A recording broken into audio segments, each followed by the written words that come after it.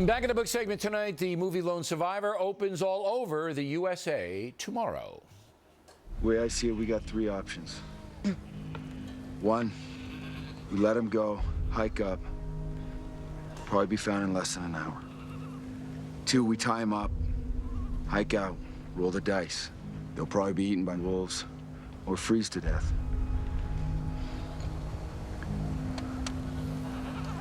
Three, we terminate the compromise. We cannot do that. And if you haven't read the book, that is a key scene in Marcus Luttrell, who's now in Houston and joins us, the author of Lone Survivor, because they didn't, the SEALs, they didn't kill the shepherds, and the shepherds did tell the Taliban, and therefore the four Americans had to engage a huge force, and that's what the book and the movie's all about. Before we get to that, Marcus, you almost died there.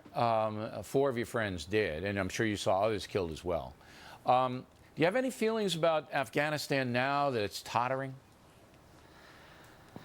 Sure. I mean, the villagers who saved my life, they're still over there, so I worry about them constantly. They're always in threat. As far as I have family members that are in the military, and when we first went over there, the game plan was solid. We knew while we were over there, we knew while we were fighting.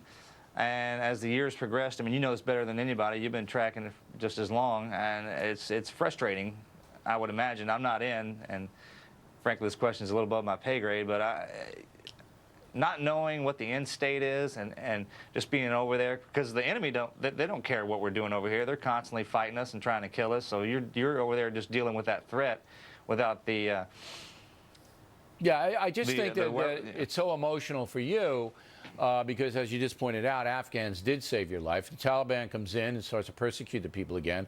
Although all American blood and treasure, we tried our best.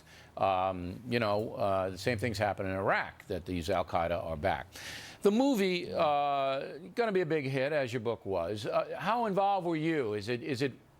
Does it accurately portray what you went through? Did they Hollywood it up a little bit?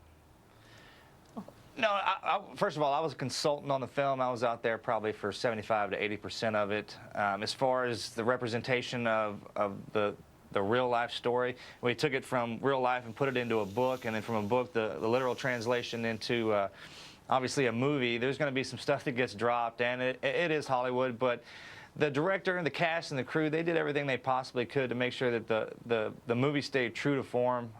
There's nobody swinging from wires. I didn't fall in love with the village elder's daughter or anything like that. It's a war movie, sir, and it's pretty gruesome. Okay, so you were happy with the way that Hollywood treated the screenplay and treated the director cut the film, that it doesn't diminish the heroism that you guys showed in that Eastern Afghan theater. Why should people put them through, as you said, it's an intense movie. I mean, why should people put themselves through it? That's a good question. It's a first-hand look at basically the inside of a SEAL team and the reconnaissance and the stuff that we go through on a daily basis, the bump and grind, starting from budge training all the way into when we deploy. But it goes deeper than that. It talks about how we're not just mindless soldiers. We have families and our parents and kids, and that not all Afghani people are bad. I mean, people, first of all, most people think that we're at war with Afghanistan, and that just kind of blows me away. But the fact that every Muslim is bad, and just look at the villagers who saved my life. They're Muslims, and there's a lot of good people over there, and it's an education. It's an education on the screen, which will be exciting. But I think there's one thing that you didn't mention, probably because you're too modest, is it's an example of American heroism.